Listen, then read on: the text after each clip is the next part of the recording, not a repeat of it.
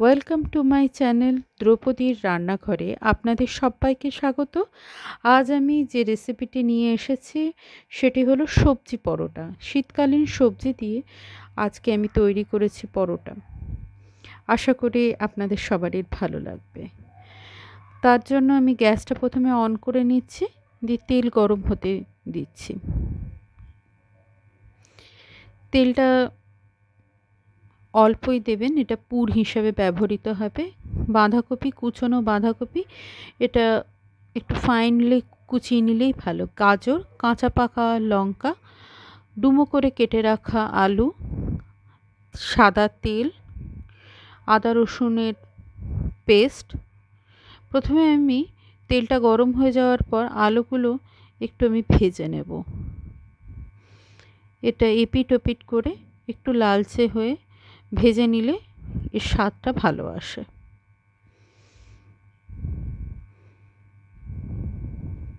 তারপরে আমি জিরে ফোড়নটা দিয়ে দিচ্ছি, জিরে আর কাঁচা পাকা লঙ্কা। জিরেটা দিলে পরোটাটার স্বাদটা খুব ভালো আসে।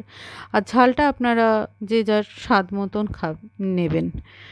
আর এতে আমি গাজরটাকে খুব পাতলা করে কেটে নিয়েছি, সেটা দিয়ে দিয়েছি, আর কুচনো বাঁধাকপি।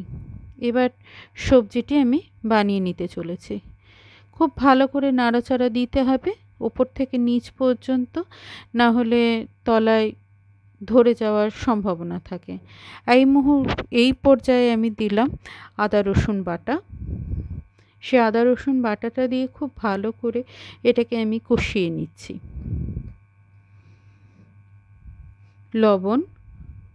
লবণটা যে যার স্বাদ অনুযায়ী আপনারা দেবেন, কম বেশি হতে পারে। আর আগে যে আমি কুচনো কাঁচা লঙ্কা দিয়েছি সেটাও আপনাদের স্বাদ অনুসারে দেবেন। আমি এখানে একটু ঝালটা বেশিই দিয়েছিলাম। আর মিট মশলা দিয়েছি, এটা পরোটাটার মধ্যে স্বাদটা আরও ভালো স্বাদ আনার জন্য। একটু চিনিটা একটু ব্যালেন্স করার জন্য দিয়েছি। এখানে আমি একটু অল্প চিনি অ্যাড করেছি। চিনিটাকে ঝাল, লবণ এটা ব্যালেন্স করার জন্য চিনিটা দেয়া হয়েছে, এবং চিনিটা দিলে পরে কিন্তু স্বাদটা খুব ভালো আসে। মিষ্টি হবে না, কিন্তু স্বাদগুলো খুব ভালোভাবে জন্য। এবার আমি একটা আটা আর ময়দার ডো লাগিয়ে নেব।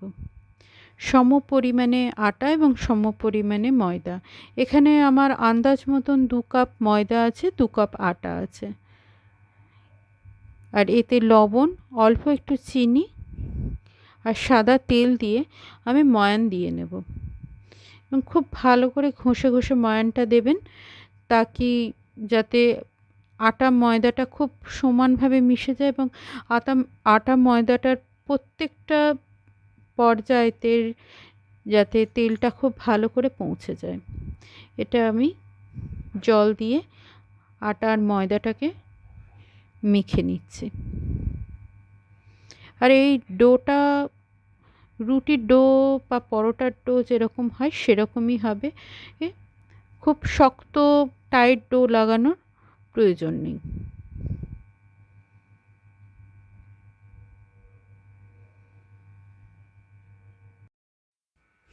আটাটা এই পর্যায়ে আমার মাখা হয়ে গেছে। এই রকমই মাখাটা থাকবে। আর আমি এর ওপরে একটু ঘি দিয়ে রাখছি, তাকে পরোটাটা খুব খাস্তা হবে।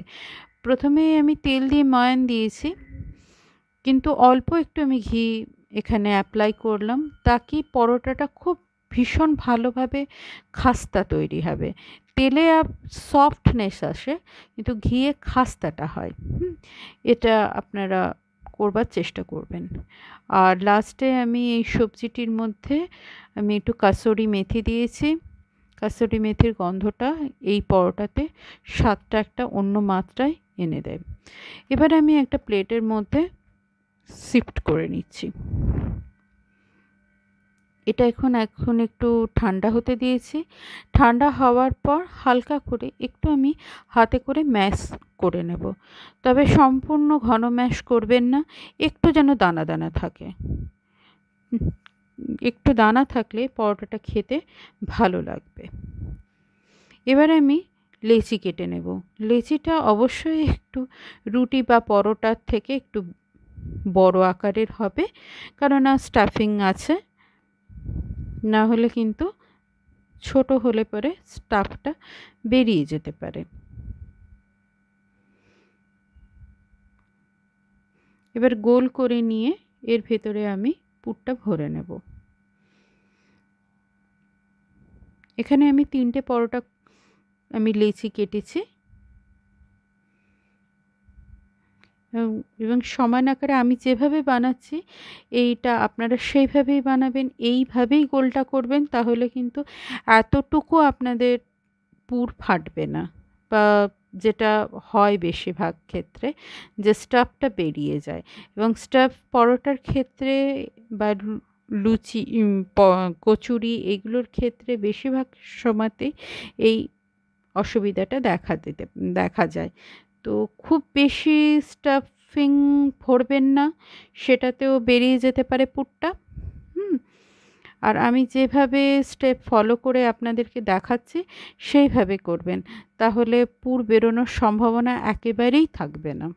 আর এটা খুব ভালো করে সিল করতে হবে, আস্তে আস্তে ধীরে ধীরে। এবার একসঙ্গে করে টফির মতন ওপরে মুড়ে দিয়ে সেটাকে বসিয়েও দিতে পারেন, বা আপনাদের বাড়তি আটাটা কেটেও ফেলতে পারেন।